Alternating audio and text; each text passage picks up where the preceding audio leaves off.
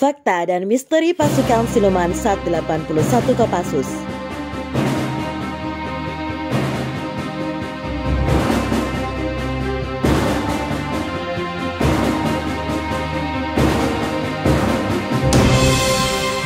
Pasukan siluman SAT-81 merupakan kelompok elit di Kopassus, Komando Pasukan Khusus. Pasukan yang sebelumnya dikenal dengan nama Satuan Penanggulangan Teror atau Satgultor 81 ini digagas oleh Benny Mordani pada tahun 1981 yang saat itu menjabat sebagai Kepala Badan Intelijen Strategis Bais ABRI. Dia menetapkan lahirnya kesatuan baru setingkat detesemen di lingkungan Kopasanda, sekarang Kopassus, pada 30 Juni 1982. Yang diberi nama Satuan Anti Teror Detesemen 81 Kopasanda dan 81 yang menjadi satuan anti teror pertama di Indonesia. Saat itu Luhut Binsar Panjaitan ditunjuk sebagai komandan dengan wakil Prabowo Subianto. Keduanya lalu dikirim untuk menjalani pendidikan spesialis penanggulangan teror ke Jerman di bawah Grenzschutzgruppe 9 GSC 9. SAT-81 dikenal sebagai pasukan terbaik Kopassus dengan kemampuan luar biasa yang dimiliki setiap personelnya, baik itu kemampuan bergerak cepat di berbagai macam medan, kemanapun menembak jitu, hingga bertahan hidup dan mengintai. Sebelum lanjut videonya, Mimin ingetin buat klik tombol like dan subscribe-nya ya. Dan jangan lupa aktifkan lonceng notifikasinya ya. Berikut fakta dan misteri pasukan siluman SAT-81. 1.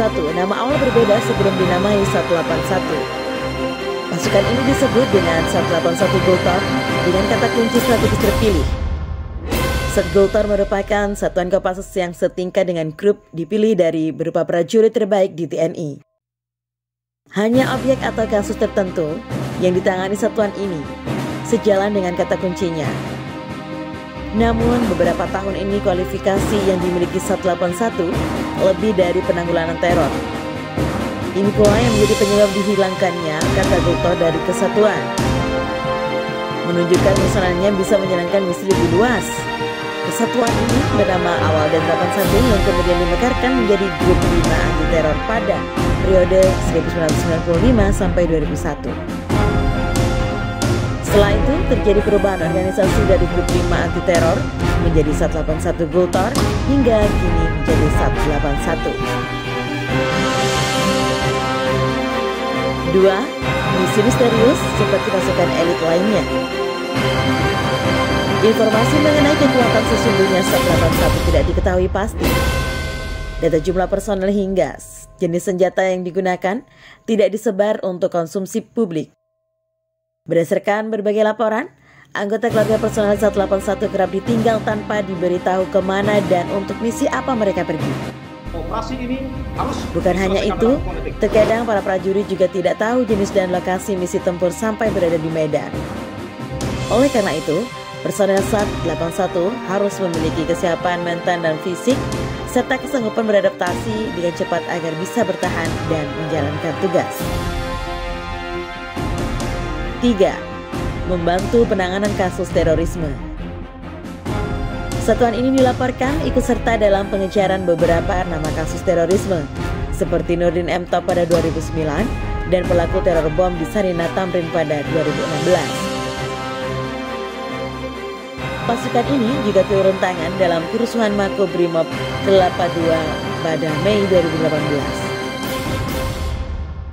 Meski kepolisian memiliki satuan anti teror sendiri yakni Detesemen Khusus Anti Teror 88 atau Densus 88, SAT-81 juga kerap dilibatkan dalam penanganan kasus terorisme jika ada ancaman bersifat kompleks dan rumit. 4. Tidak bergerak dalam jumlah besar.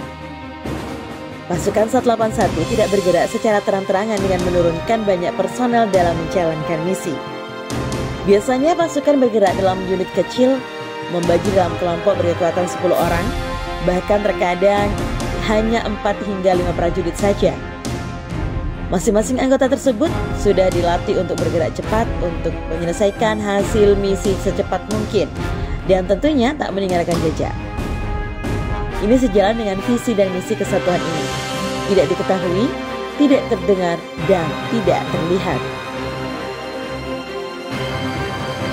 Semoga video ini bermanfaat buat kalian semua ya.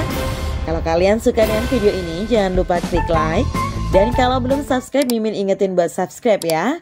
Sampai jumpa di video selanjutnya.